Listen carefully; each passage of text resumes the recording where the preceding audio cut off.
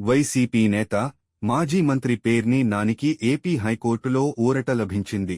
Godown నుంచి ration బియ్యం మాయమైన కేసులో పేర్ని నానిపై మచిలీపట్నం తాలూకా పీఎస్ పోలీసులు కేసు నమోదు చేశారు. ఎఫ్ఐఆర్లో ఆయనను ఏ6గా పోలీసులు పేర్కొన్నారు. తనపై కేసు నమోదైన కాసేపటికే పేర్ని నాని ఏపీ హైకోర్టును ఆశ్రయించారు.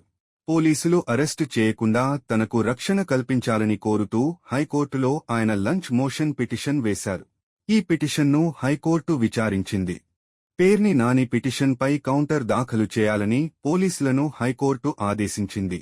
తదుపరి విచారణను వచ్చే సోమవారానికి వాయిదా వేసింది.